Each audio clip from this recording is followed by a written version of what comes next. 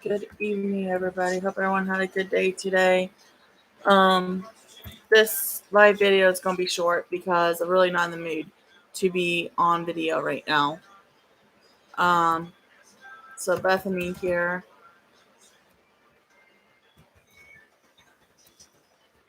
Hope you like, subscribe, and share this video. So anyway, today I seen my case manager and I told her what's going on with certain things and she was glad I was able to talk to her about what my thoughts were last night. And I explained stuff to her. And I talked to my publisher before I talked to her and let him know what was going on. And then I asked him, should I talk to my case manager about this too? And he told me, yes, you should talk about this with your case manager as well and just let her know what's going on.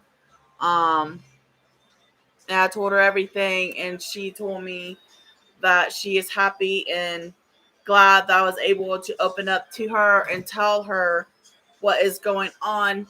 And she said I made the best decision possible to delete and block a couple people on my Facebook and on my other social media accounts and everything. She's like, you don't need that crap. You don't need that drama in your life. I was like, yeah, I know. I don't need that drama in my life.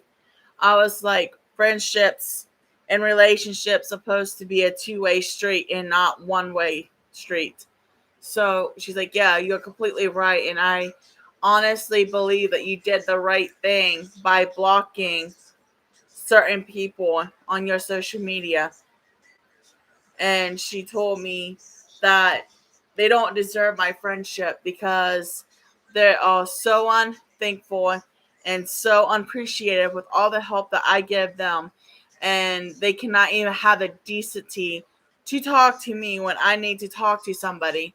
And she told me she's very proud of me for what I did. And she said she's very proud of me for not acting on self-harm last night.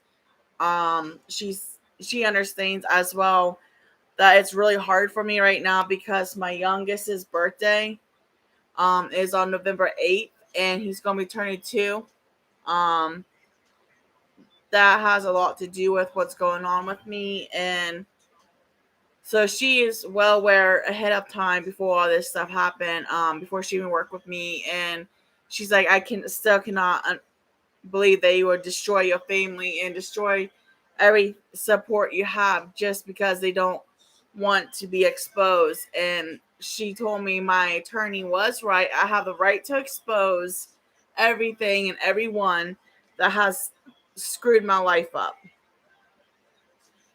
Um,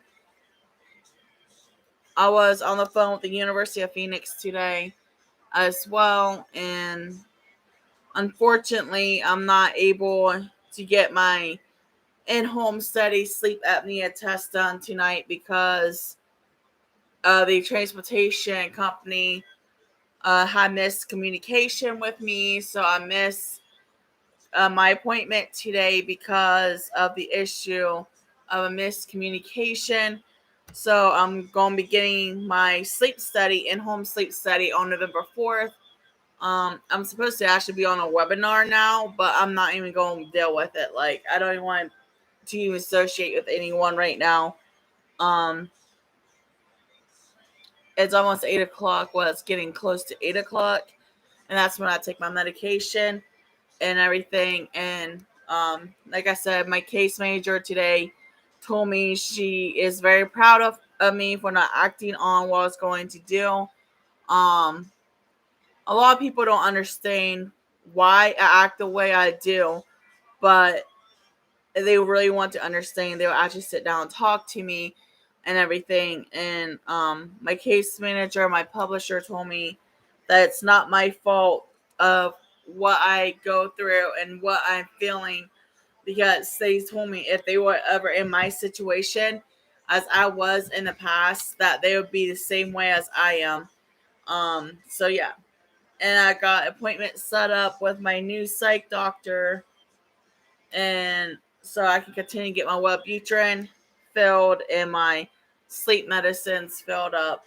And just being alone all the time, it's not good for anyone to just be alone all the time. It really affects me because I'm usually a pretty socialized butterfly, but it's just like I don't really have anyone to hang out with. I don't have anyone to do fun things with. I'm always alone constantly, and it's not a good situation to be in, especially when it's coming close to the anniversary of me losing my kids. That is the hardest thing ever. And I lost my oldest in 2018 on December 3rd. So it's like boom, boom, boom, one after the other. Like I lost my youngest right at birth for profit, because my kids to a system were considered to be adoptable merchandise. That's why they took my kids. Um,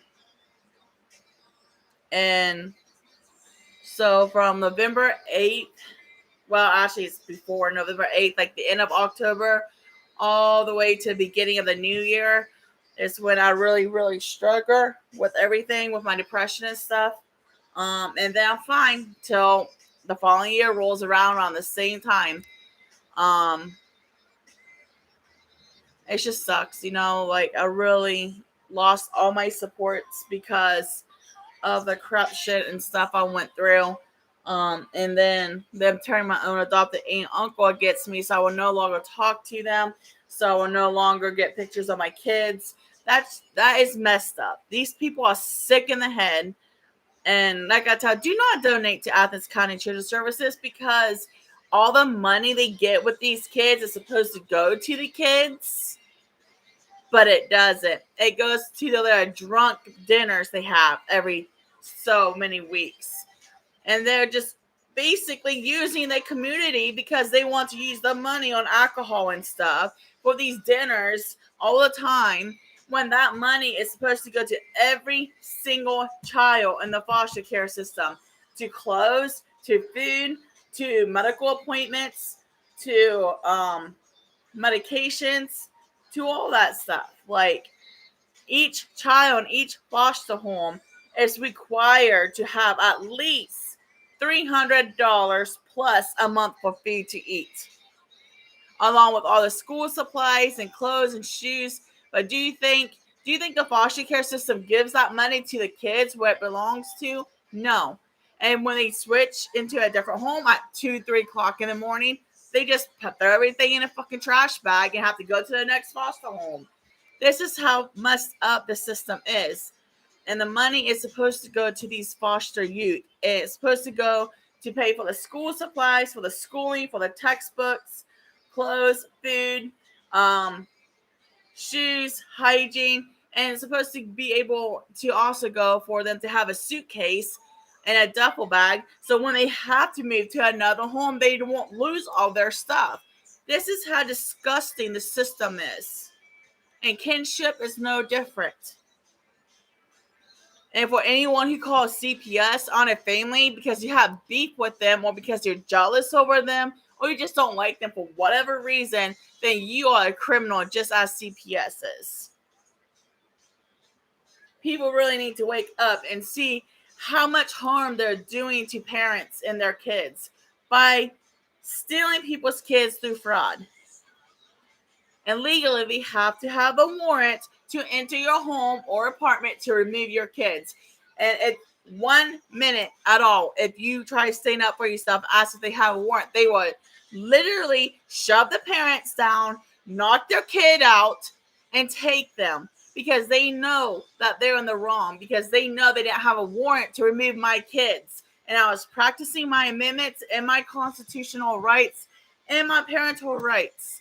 And they got offended. They got offended because, they didn't have the warrant till after they removed my kids.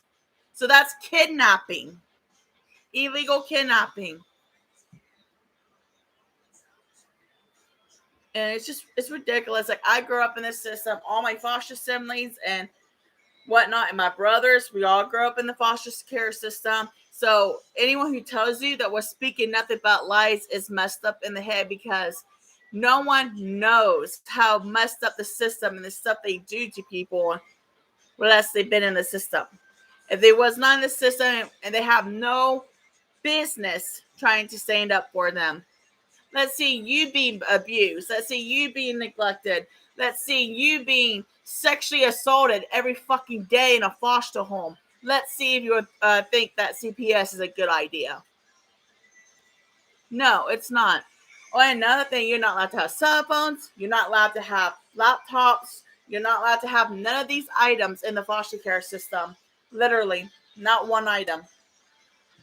Because they say it's too risky for the kids to contact the parents to report abuse or be lied on or whatever. It's some lame excuse. It's always excuse to why they're doing these to our kids. You was not experimented on in foster care, so I don't want to hear it. The people who grew up in the foster care system and the people who has lost their kids as adults who was in a foster care system would never lie to society, would never lie to the community, because we lived it. We live it every freaking day of our lives. And if you cannot accept that from someone who's gone through the trauma, the severe trauma as I had, and so many other kids and parents has from losing their kids and losing their mommies and daddies for profit, then you need to just shut your mouth. Shut it. Now, everybody assumes that, oh, you lost your kids, you've done something wrong. No, that's not the case. Actually, 99% of these cases where they strip parents' rights away, they didn't have no reason to strip the parents' rights away. It was all about money.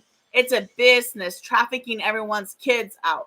It's a business to use our kids as guinea pigs in the foster care system. So I don't want to hear it. It's just messed up. There is literally hardly any good foster homes, especially in Athens and Hocking and Vinton counties. So, don't be calling CPS on people. I don't care if you're a doctor. I don't care if you're a nurse. I don't care if you work in the little ASD, which is the autism spectrum disorder line, or what you want to call it. Does not give you the right to report the parent to CPS for neglect when autism is hereditary for either parent. I don't have autism, but I know who had the autism. It was, I'm not even going to say his name, but he had autism. He was just, I don't know. I think he grew out of it as he got older, but I knew the person who belongs to Josiah, and he did have autism disorder. And there's different spectrums. It could be very mild to the point where they're completely a couch vegetable. There's all kinds of levels of autism. And someone can have autism being so mild that you cannot even tell they have autism. And if they don't think your kid is moving fast enough for the milestones, they will take your kid and pin neglect on you. The system is screwed up. It's backwards. Like I said, 99% of the parents who lose their kids, they had no right to lose their kids. They were never harming their kids. They were never abusing their kids. They never were neglecting their kids, but they still lost their kids. Meanwhile, there's parents who shoots drugs up in their kids. There's parents who beats the living daylights out of their kids. There's parents who molest their own kids, who keeps their kids while they target innocent families. And because of that, innocent families will never see their kids again on their mommies and daddies because they get abused in the foster care system. And I can say about 80% of the foster kids in the foster care system doesn't live to see their 18th birthday because they get murdered in the foster care system. So don't even tell me or anyone who has grown up in the foster care system that we don't know what we're talking about, because you never live it. You never went through it. So your opinion is irrelevant. So do not attack someone who lost their kids. You don't know their situation. You don't know if they was in a foster care system. Be empathetic. Be more empathetic to parents who lost their kids. Because, like I said, 99% of these kids who get taken away from their parents didn't have no business to be separated from their parents, is all I'm saying. And a lot of doctors that I deal with, they say they know how corrupt the system is. And they would do everything they can so you won't get visitation rights. They would do everything in their power to strip your rights away. And they would keep the cases drag out to like 12 months, then you strip your rights away because they don't want to set up a proper treatment plan. Because they know if they don't set up a proper treatment plan, then they have the kids forever and drug them and abuse them and sex traffic them out. So no, the foster care system is not safe. The best place for the kids is with their parents. This is all I'm saying. So anyway, I'm going to end this video. I hope everyone likes, subscribes, and share this video. I don't care if people get mad at me and everything. I really don't care, because if I really care, I would have stopped long time ago exposing them. So yeah. And like I said, my case manager supported the fact that I blocked certain people, and she knows it's them that caused the reason why I was having these thoughts last night. They were part of the reason of the females. I hate females, by the way. I cannot stand little females. Most of them are skanks. Most of them are hoes. And most of them are, what's it called? Menizers? I don't know. And a lot of the females will split up partners just because they want them and they can't have them. So they lie and make up shit to break off with their partners. This is why I do not like females. I hate females with a passion,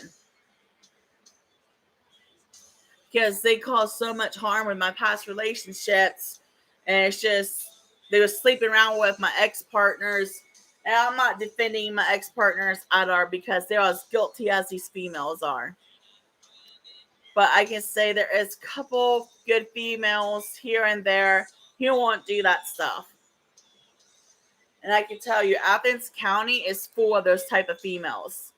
And me, I'm not originally from this area. I'm originally from above Columbus. So yeah, I don't give a crap who I tick off in this video, because it's facts. It's a whole core facts. If anyone wants to say, oh, you're from this area, no, I'm not. I'm from above Columbus, Ohio. And I only came down here because of the system. The system took me out of Knox County and brought me down here. So no, I am not from this area. So I'm just going to end this video from here, and take care. Bye.